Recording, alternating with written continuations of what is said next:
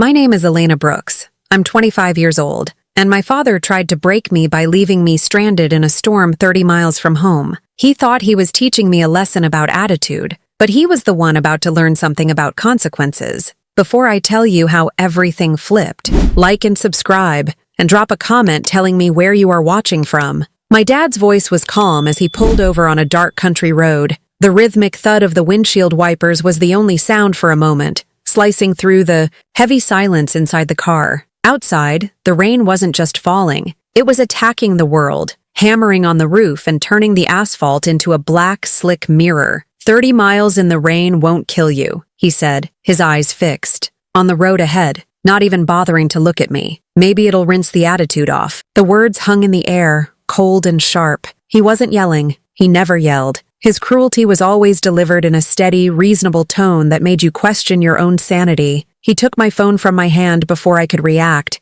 My fingers barely registered the smooth glass leaving my palm. Then he reached over and plucked my wallet from my purse, which sat on the seat between us. "You won't be needing these," he stated, dropping them into the center console. I stared at him, my mouth half open, but no words came out. This wasn't happening. This was a scene from a movie, a nightmare. It wasn't what a father did. He finally turned to look at me, and his expression was completely blank. There was no anger, no regret, just a chilling emptiness. It was the look of a man who felt nothing, but the certainty of his own power. "Get out, Elena." He unlocked the doors. The click echoed in the small space. For a second, I didn't move. I thought, if I just sit here, he can't make me. But I knew that wasn't true. He would make me. He would drag me out if he had to. I pushed the door open, and the storm rushed in, a blast of wind and water that stole my breath. I stumbled out onto the gravel shoulder of the road. Before I could even fully straighten up, the car door slammed shut.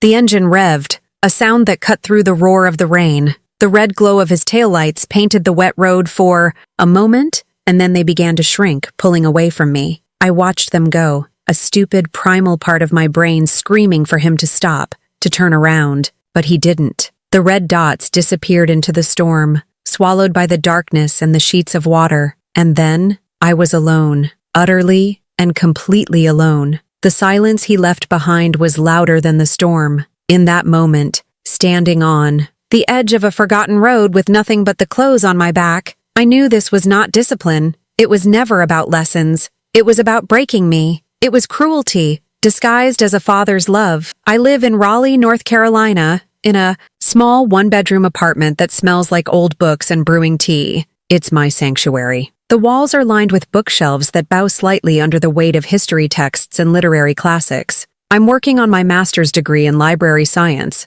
a field my father, Thomas Brooks, refers to as a degree in organized dust. To me, it's a world of order and quiet purpose, a place where knowledge is preserved and shared. It's everything my life with him was not. My father is a man built on the idea of strength. He owns a large construction firm that puts up commercial buildings all over the state. He's a self-made man, a fact he never lets anyone forget. He believes in calloused hands, loud voices, and the kind of toughness that mistakes kindness for weakness. He sees the world in black and white. There are winners and there are losers. There is strength and there is softness. I, in his eyes, have always been too soft. I am quiet by nature. I prefer a night in with a book to a loud party. I think before I speak. In my father's world, these are not virtues. They are liabilities. He has spent my entire life trying to hammer them out of me, to forge me into something I am not. He wanted a son who was a reflection of him, and he got one in my older brother, Daniel. But he also got me, a daughter who was a reflection of my mother. My mother was gentle. She loved gardening and watercolor painting. She passed away from cancer when I was 16,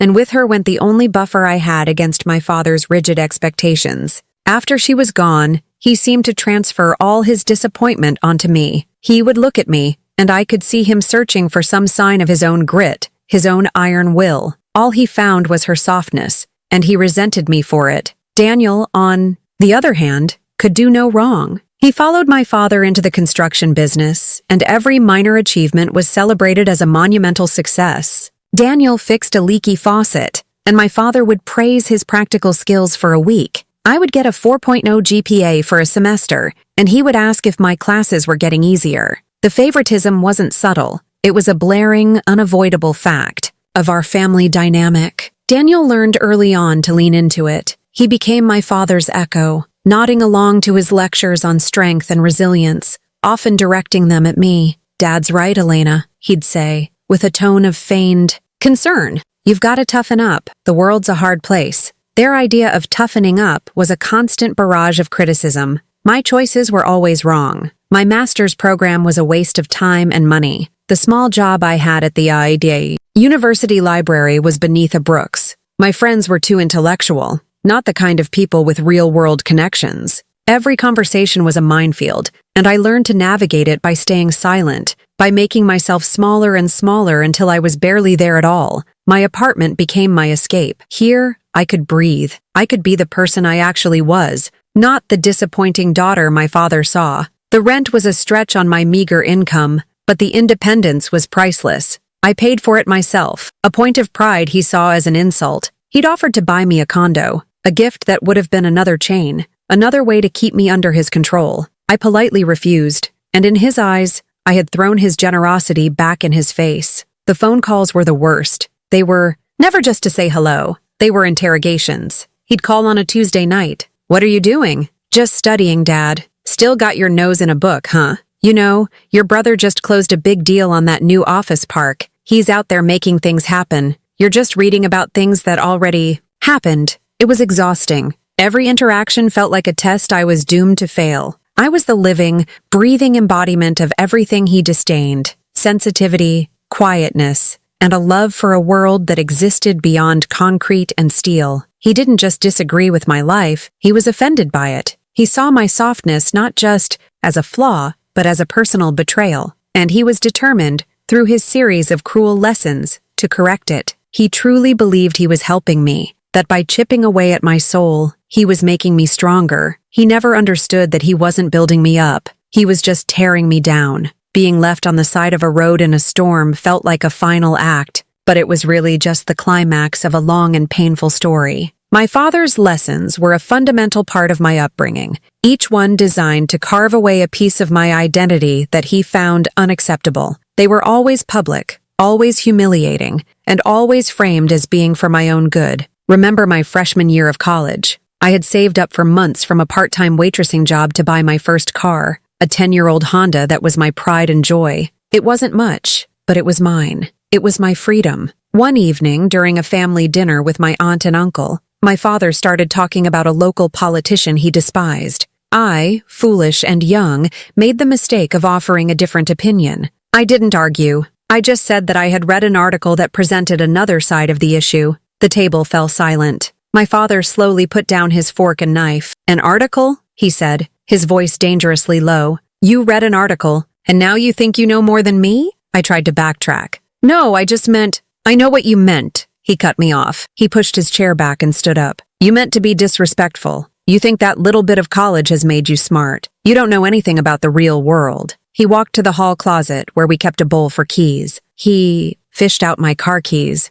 jingling them in his hand. "People with attitudes like yours don't deserve privileges." He took my keys and kept them for a month. In front of my entire family, he grounded me like a child. My aunt looked down at her plate, my uncle cleared his throat, and my brother, Daniel, just watched with a blank expression. No one said a word. I had to take the bus to my classes and my job, often getting home late at night. When I finally got the keys back, it wasn't with an apology. It was with a warning. "Maybe now you'll think before you speak." The lesson wasn't about respect. It was about silence. The public humiliations were his specialty. At family gatherings, I was his favorite target. He'd introduce me to his business associates with a backhanded compliment. "This is my daughter, Elena. She's the smart one, buried in books. We're still waiting for her to join the real world." He'd say it with a chuckle, and they would laugh along, and I would have to stand there and smile, my cheeks burning with shame. He called me his little weakling, his sensitive soul, always in a tone that made the words sound like diseases. The cruelest weapon in his arsenal, however, was the memory of my mother. He had reshaped her in his mind into the perfect, docile wife. "At least your mom knew when to keep quiet," he'd say to me whenever I tried to assert myself. It was a lie. My mother had a quiet strength, but she was not a doormat. She had her own opinions, her own spirit. But he had erased that part of her. leaving only the parts that served his narrative. He used her memory to try and shame me into submission, to hold up a distorted image of her as the woman I should be. It felt like a double betrayal, one to me and one to her. Tonight, the night he left me in the rain, had started at a steakhouse. It was a dinner to celebrate Daniel's promotion. The entire evening was a tribute to my brother. My father toasted him, praised his work ethic, his ambition, his strength. I sat there clapping and smiling, playing my part. Towards the end of the meal, my father turned his attention to me. "So, Elena," he began, loud enough for the nearby tables to hear. "How's the library?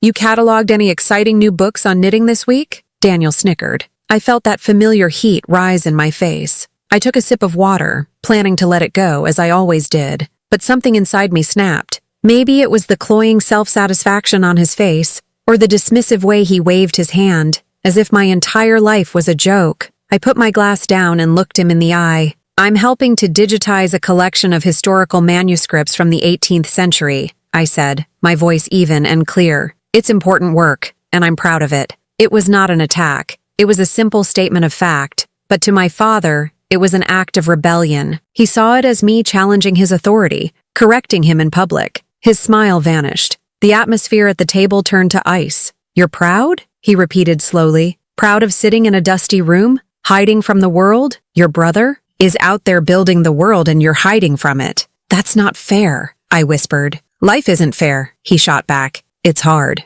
It's tough. And you have no idea what that means. You've had everything handed to you and you're still soft. You're still weak." He threw his napkin on the table and stood up. "Let's go. I'm going to teach you a real lesson about what's fair." In the car, he didn't speak. He just drove, his hands gripping the steering wheel, his knuckles white. He turned off the main highway onto a series of smaller, darker country roads. The rain started, first as a drizzle, then as a downpour. I didn't know where we were going. I just knew that I had crossed a line, and now I was going to be punished for it. The punishment was this: being thrown out of the car, stripped of my phone and wallet, and left to face the storm alone. He wasn't just teaching me a lesson. He was showing me what he thought I was worth: nothing. The first few minutes after his car disappeared were a blur of disbelief. My body was frozen, not from the cold, but from the shock. The roar of the storm was a physical force, pressing in on me from all sides. Rain, driven by the wind, felt like tiny needles against my skin. My thin sweater was soaked through in seconds, clinging to me like a second skin, and the cold began to seep into my bones. I started to walk. There was nothing else to do. I didn't know which direction was home, but standing still felt like surrender. My sneakers, meant for comfortable strolls across campus, were no match for the gravel shoulder of the road. With every step, icy water squelched between my toes. The gravel shifted under my feet, sucking at my shoes, trying to pull me down. Headlights appeared in the distance, a pair of bright, hopeful eyes in the darkness. My heart leaped. Someone would help. Someone would stop. I moved closer to the edge of the road, ready to wave, to plead. The car approached, a dark sedan, and for a terrifying second, I thought it was him. I thought he had come back, but it wasn't his car. It sped past me, sending a tidal wave of muddy water from a puddle onto my legs, drenching me from the knees down. It didn't even slow down. I was just a shadow on the side of the road, a part of the storm. I was invisible. Another car passed, then another. None of them stopped. I realized how I must look. A lone figure on a deserted road in the middle of a storm. I looked dangerous or crazy. No sane person would stop. The hope I had felt curdled into a cold, hard knot of despair in my stomach. No one was coming to save me. My mind started to play tricks on me. Every gust of wind sounded like a car slowing down. Every rustle of leaves in the trees on the side of the road sounded like footsteps. The world beyond the narrow, rain-slicked ribbon of asphalt was a terrifying unknown. I was completely, utterly vulnerable. As I walked, I couldn't stop myself from picturing the scene back at my father's house. I saw him walking through the front door, shaking the rain from his coat. I saw him pour himself a glass of expensive whiskey, the ice clinking against the glass. I saw my brother Daniel looking up from the TV. "Where's Elena?" Daniel would ask, not with real concern, but with casual curiosity. And my father would take a sip of his drink and say, with that smug, self-satisfied look on his face,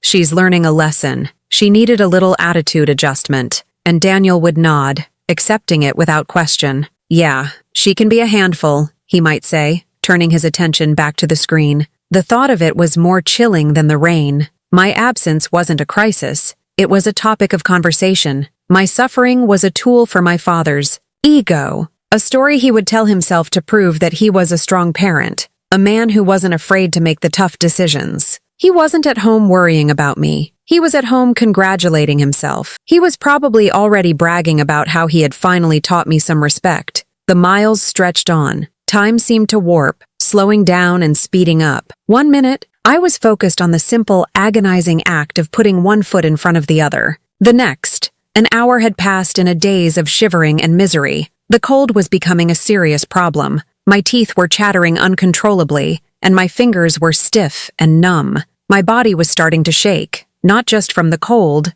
but from sheer exhaustion. I stumbled, my ankle twisting on a loose rock, and fell to my knees on the wet gravel. The sharp stones dug into my skin. I stayed there for a moment, the rain plastering my hair to my face, my head bowed. It would be so easy to just stop, to just lie down on the side of the road and let the storm wash over me, to give up. The feeling of utter abandonment was a physical weight, pressing down on my shoulders, trying to crush me. My father had taken my phone and my wallet, but he had also taken something much more important. He had taken my sense of safety in the world. He had shown me, in the most brutal way possible, that the person who was supposed to protect me was actually my greatest danger. I don't know how long I walked. It felt like hours, an eternity of rain and darkness. My legs were heavy, aching with a deep, burning fatigue. Every muscle in my body screamed in protest. I finally saw something ahead, a large, dark shape looming against the stormy sky.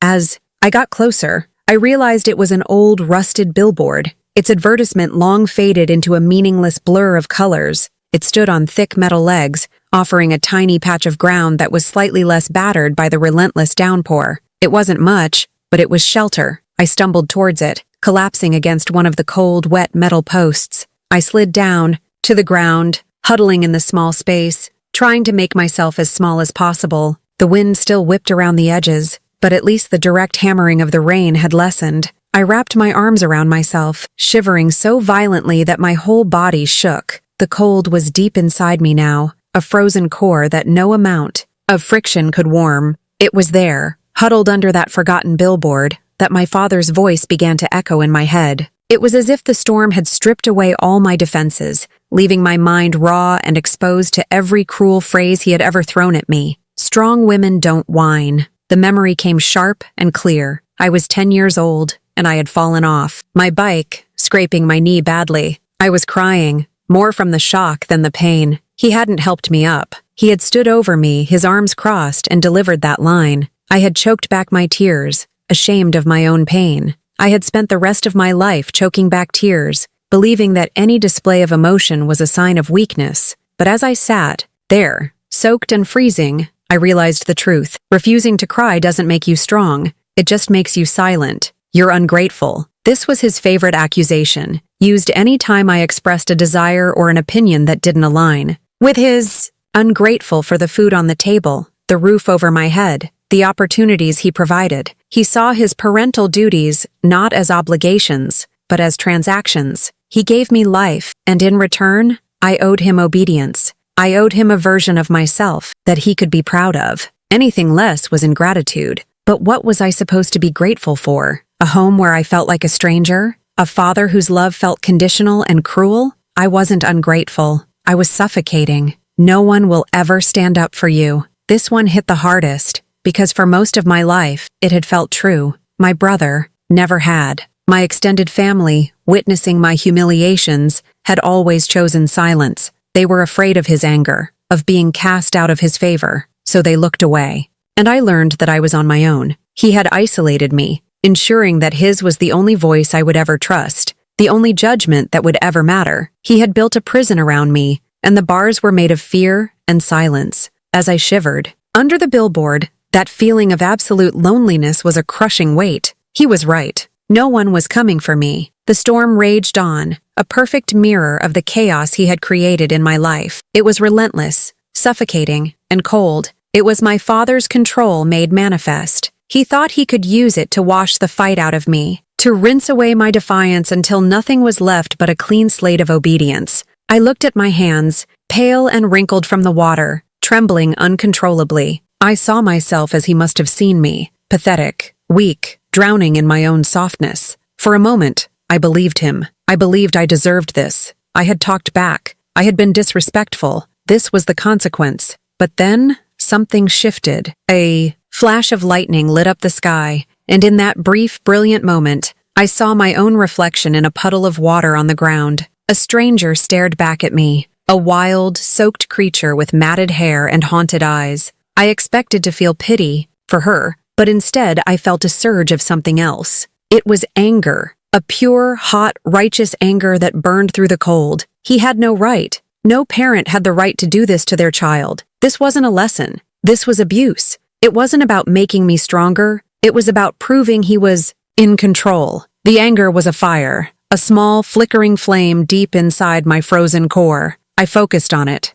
I nurtured it. The shivering didn't stop, but it was no longer just from the cold. It was from the rage. He thought this would be my breaking point. He thought I would come crawling back home, broken and apologetic, finally understanding my place. He was wrong. This was a breaking point, but not in the way he intended. This was the moment I broke free from his voice in my head. The moment. I stopped believing I was the problem. The storm couldn't break me. The cold couldn't break me. And he, with all his power and all his anger, could not break me. I whispered the words into the wind, my voice hoarse and raw. It wasn't a shout. It was a promise to myself. Not this time. The world had shrunk to the space beneath the rusted billboard. My reality was the biting wind, the incessant drumming of rain on metal, and the violent, uncontrollable shivering that racked my body. My anger had provided a flicker of warmth, a brief rebellion against the cold, but my body was losing the fight. My movements were sluggish,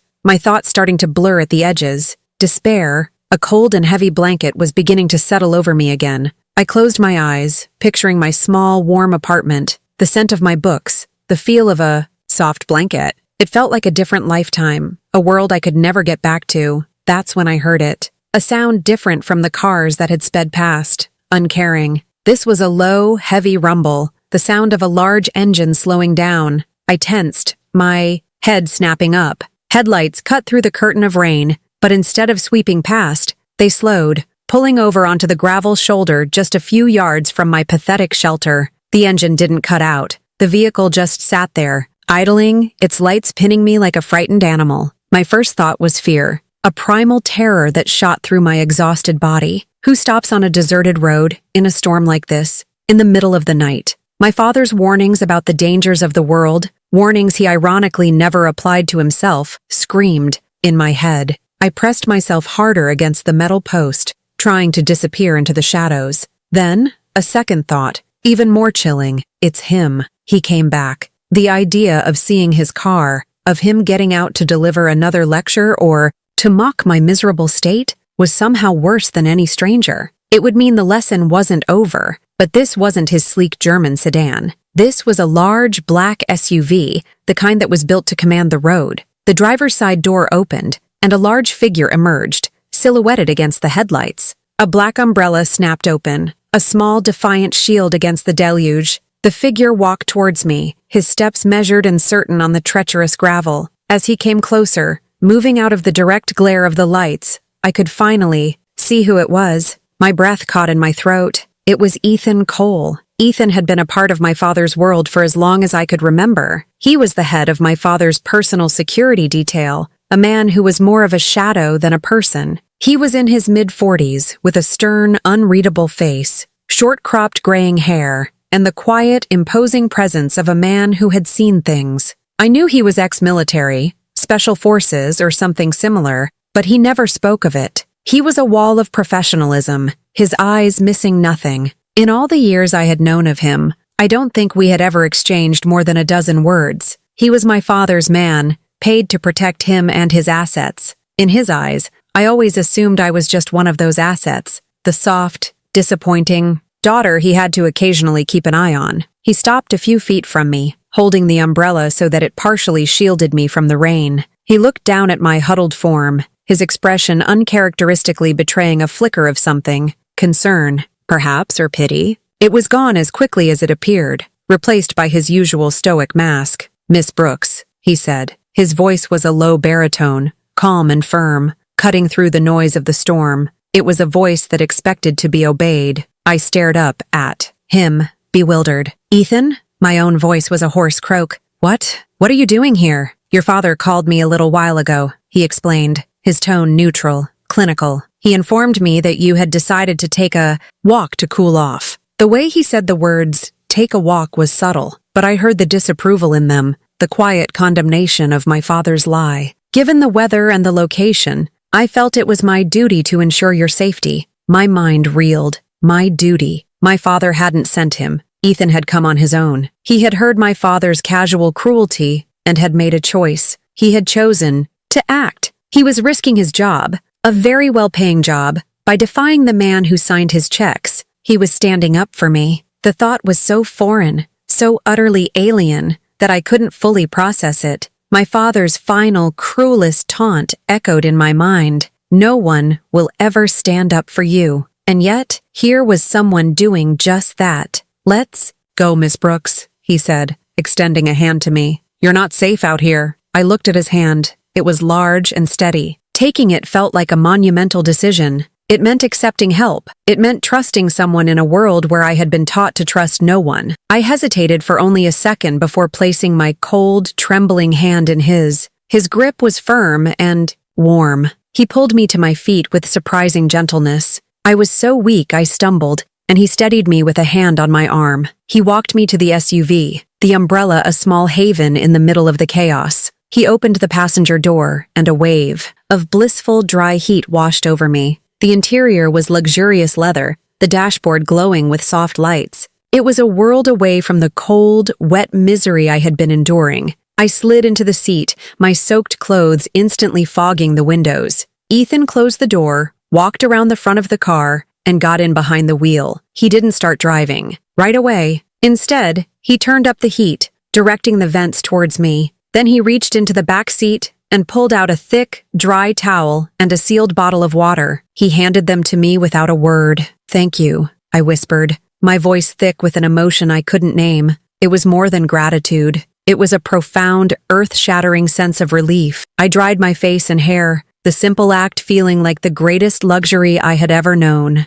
The heat from the vents slowly began to chase the deep chill from my limbs. I watched as Ethan put the SUV in gear and pulled smoothly back onto the road. In the side mirror, I could see the rusted billboard shrinking in the distance. The rain, slashing across the glass like tally marks, each one a mile he was putting between me and that place of utter despair. We drove in silence for a long time. I didn't ask where we were going. For the first time in my life, I wasn't in control, but I felt completely safe. Ethan's presence was a silent promise of protection. He wasn't taking me back to my father's house. I knew that instinctively. This was something else. This was an escape. The quiet hum of the engine, the steady sweep of the wipers, the warmth enveloping me. It was all a gentle balm on my raw nerves. Someone had chosen me. In the silent war between my father's will and my well-being, someone had finally, decisively, taken my side. And in that moment, I felt the ground of my entire world shift beneath my feet.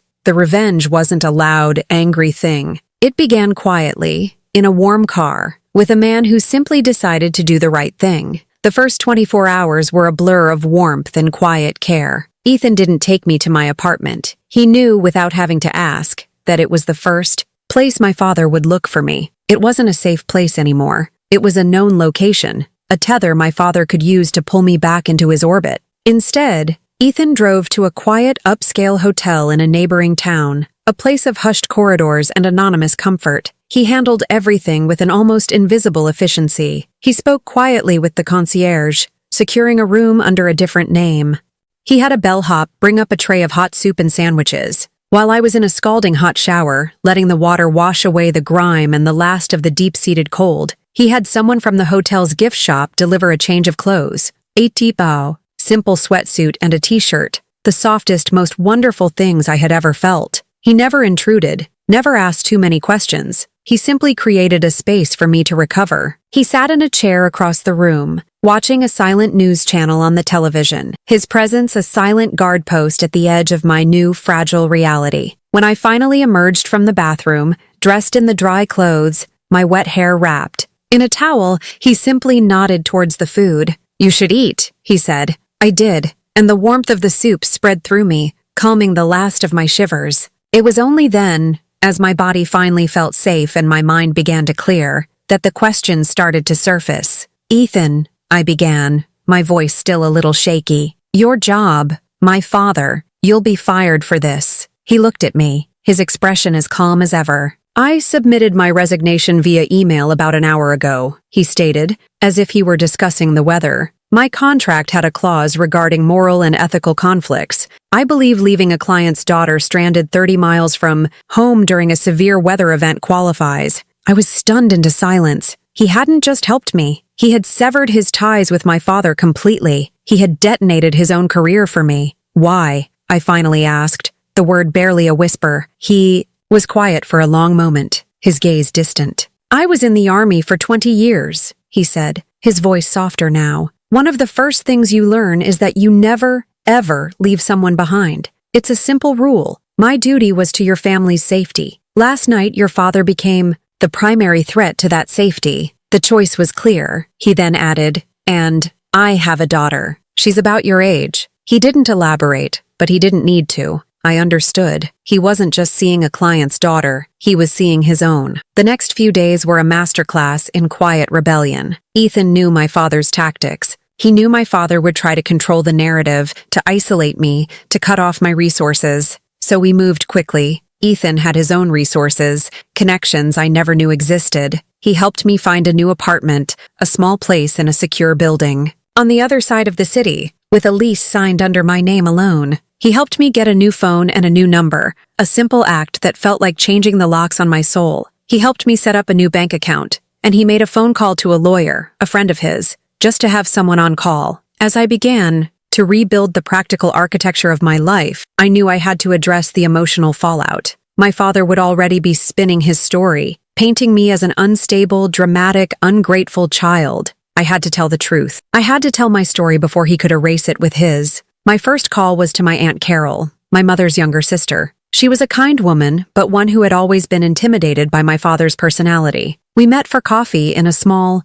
cafe, a neutral territory. I was nervous, my hands trembling as I held my cup. I told her everything, starting with the dinner and ending with Ethan finding me under the billboard. I didn't cry. I spoke in a calm, flat voice, letting the facts speak for themselves. When I finished, she was pale. Tears welled in her eyes. "Oh, Elena," she whispered, reaching across the table to take my hand. "I knew he was hard on you. I knew he was difficult, but I never imagined he could be so cruel. All these years, I've stayed quiet because I didn't want to cause trouble. I was a coward." Her guilt was palpable, but beneath it, a slow burning anger was starting to build. She was my mother's sister, and he had hurt my mother's child. That night, she called my cousins. The story began to spread through our side of the family, a wildfire of whispers and shocked phone calls. The next front was my father's world, his business, and social circles. This was more delicate. A direct confrontation would be dismissed as a family squabble, but the truth had a way of seeping out.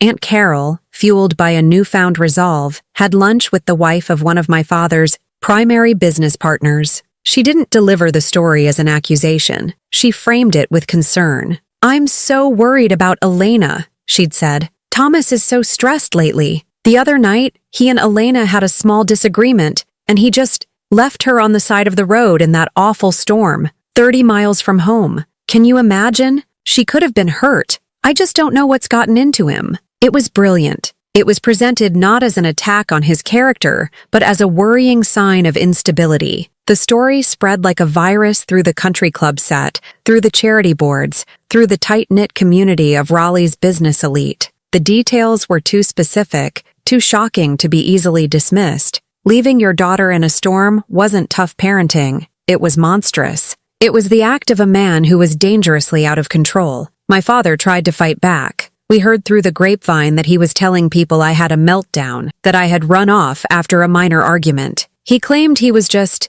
trying to give me space and that I was exaggerating everything for attention. But his narrative was falling apart. Ethan's immediate resignation was a powerful piece of evidence against him. Ethan Cole was known for his loyalty and professionalism. For him to walk away so abruptly lent a heavy weight to my side of the story. The respect my father had so carefully cultivated for decades began to crumble. The image he had built of himself as a strong, commanding patriarch was being replaced by that of a petty, cruel tyrant. His business partners started looking at him differently, their handshakes a little less firm, their eyes filled with a new wariness. His friends grew distant. He was losing the one thing he valued more than anything: control. His downfall wasn't happening in a courtroom or a boardroom. It was happening over quiet lunches and hushed phone calls, as the truth of who he really was spread finally into the light. 2 weeks passed. 2 weeks of silence from him, though I knew from my aunt that he was in a state of controlled fury, baffled that his old tactics of intimidation and narrative spinning weren't working. In those 2 weeks, I built the foundations of a new life. I settled into my new apartment, arranging my books on the shelves, making it feel like home. I went to my classes, I worked at the library, and with every normal, simple act, I felt myself solidifying, becoming more real. The fear that had been my constant companion for years was fading, replaced by a quiet, steady resolve. I knew I had to go back one last time. It wasn't about seeking an apology or reconciliation. I knew I would get neither. It was for me. It was about closing the door myself, rather than leaving it open for him to one day burst through. I needed to stand in front of him, not as his frightened daughter, but as the woman I was becoming, and formally sever the ties that he had used to bind me for so long. I asked Ethan to drive me. He didn't question my decision. He simply nodded and said, "I'll wait in the car." His presence at the curb was my silent support system,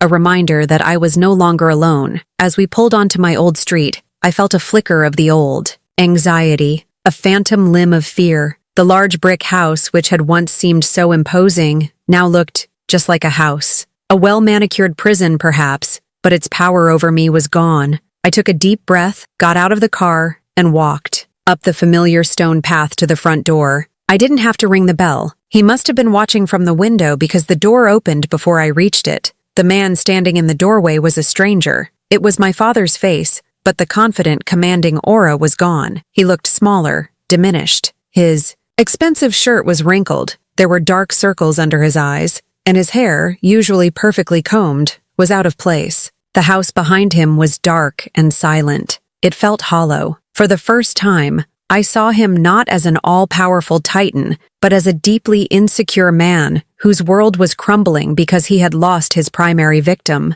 His first expression was one of desperate relief, which quickly morphed into his default setting: anger. He was trying to reassert his control. "Finally," he snapped, his voice rough. "You've had your little adventure. You've embarrassed me enough. The whole town is talking. Your little tantrum is over. Get inside and stop making a fool of this family." He spoke the old lines, the familiar script, but the words had no force behind them. They were the empty threats of a deposed king. I didn't flinch. I didn't even feel a sting. I just looked at him, my expression calm, and I felt a profound sense of pity. "I'm not coming home, Dad," I said, my voice quiet but firm. "Don't be ridiculous." He scoffed, trying to regain his footing. "This is your home. I am your father. You will do as I say." I reached into my pocket and pulled out the old key to the house, the one I had been carrying around for years. I held it in my palm for a moment, the cold metal a symbol of a life that was no longer mine. I didn't throw it at him.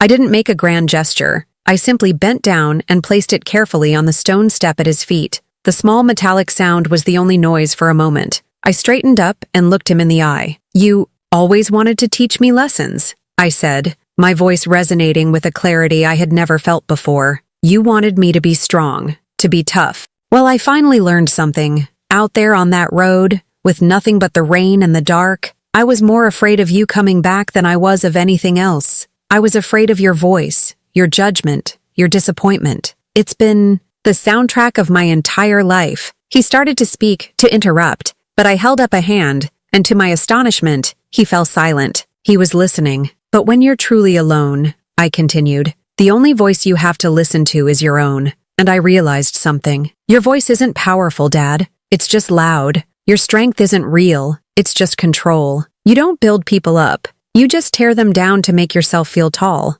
I took a small step back, creating a physical distance that mirrored the emotional one. You wanted me to learn a lesson? I did. I paused, letting the words hang in the air between us. Silence isn't weakness. It's power. It's the space where you get to decide who you are, and I won't waste mine on you anymore. I watched his face as the meaning of my words sank in. It was like watching a building collapse in slow motion. The anger drained away, replaced by a wave of confusion, then dawning horror, and finally, a gaping, hollow emptiness. He had no response. His entire arsenal, the anger, the guilt, the intimidation, was useless. I had taken away his power by refusing to be his victim. In that moment, he had no audience left to admire him, no daughter left to control. He was just a man in a doorway, swallowed by the silence I was leaving behind. I turned, without another word, and walked away. The walk back to Ethan's car felt like the longest and shortest walk of my life. Each step was deliberate,